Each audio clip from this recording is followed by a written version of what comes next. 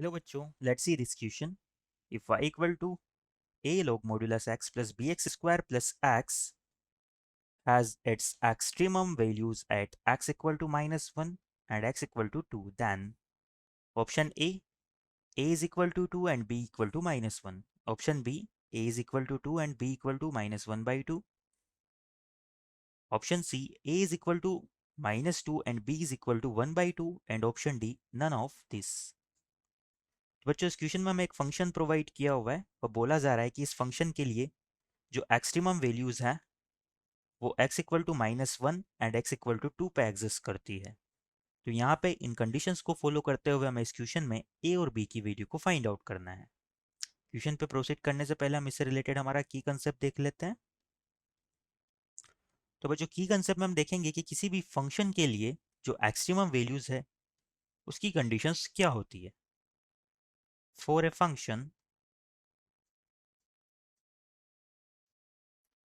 y equal to fx, extremum values are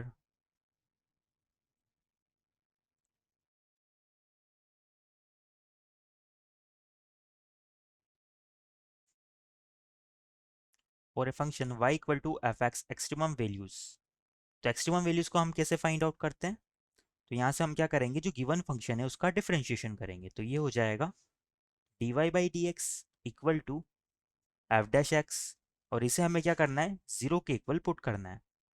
जब हम given function के डिफरेंशिएशन को जीरो के इक्वल पुट करते हैं तो यहाँ से हमें क्या मिल जाती है, इस फंक्शन के लिए एक्सट्रीमम वैल्यूज मिल जाती है. इस कंसेप्ट को माइंड में रखते हुए हम हमारे क्वेश्चन पे आगे प्रोसीड करते हैं. तो यहाँ पर हमें क्वेश्चन में दिया हुआ है given that our y is equal to a times of log modulus x plus bx square plus x. Now question में बोला जा रहा है कि इसकी एक्सट्रीमम वैल्यूज जो है x equal to -1 and x equal to 2 पे एग्जिस्ट करती है. तो यहाँ से सबसे पहले मैं क्या करूँगा, एक्सट्रीमम वैल्यू के लिए dy बाई डी को फाइंड आउट कर लेता हूँ. तो यहाँ से मेरा dy बाई डी इक्वल हो जाएगा, यहाँ से ये लोग मॉड्यूलस x है तो यहाँ पर हमारे दो केसेस बनेंगे.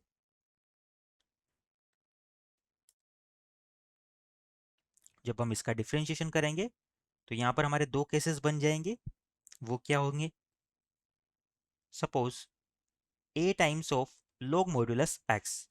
जब मेरा x ग्रेटर देन जीरो है तो उस केस में क्या होगा बच्चों, यहाँ पर जो log मॉड्यूलस x है उसका डिफरेंशिएशन हो जाएगा अपॉन में मॉड्यूलस x, और मॉड्यूलस x का हो जाएगा 1 के इक्वल क्योंकि x ग्रेटर देन जीरो है, प्लस बी एक्स स्क्वायर के लिए क्या हो जाएगा 2bx, प्लस x के लिए क्या हो जाएगा 1.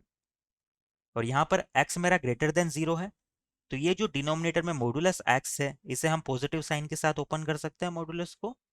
तो ये हो जाएगा a upon x. Now second case हमारा क्या बनेगा कि अगर x हमारा लेस देन जीरो हो तो इस केस में हमारा डिफरेंशिएशन क्या हो जाएगा, a अपॉन मॉडुलस x होगा. और x लेस देन जीरो है तो मॉडुलस x क्या हो जाएगा, मॉडुलस माइनस साइन के साथ ओपन हो जाएगा तो ये हो जाएगा -x. और मॉडुलस x का जो डिफरेंशिएशन है वो मेरा क्या हो जाएगा, x लेस देन जीरो है तो मॉडुलस x माइनस साइन के साथ ओपन होगा तो इसका डिफरेंशिएशन हो जाएगा -1, प्लस बी एक्स स्क्वायर का एज इट इज आ जाएगा 2bx, और 1 का डिफरेंशिएशन हो जाएगा 1. नाउ इस -1 से इस माइनस को कैंसिल कर सकते हैं. तो यहाँ से अगर हम इन दोनों को ध्यान से देखें तो ये सिमिलर ही आ रहे हैं. तो यहाँ से हमारी dy बाई डी की वैल्यू निकल के आती है a upon x plus 2bx plus 1. क्योंकि यहाँ पर दोनों वैल्यू सिमिलर है तो इन्हें अलग अलग लिखने की जरूरत नहीं है. क्वेश्चन में हमसे बोला जा रहा है कि जो x इक्वल टू -1 और x इक्वल टू 2 है इसकी एक्सट्रीमिटीज है. तो यहाँ से हम लिख सकते हैं सिंस इट हैज एक्सट्रीमिटीज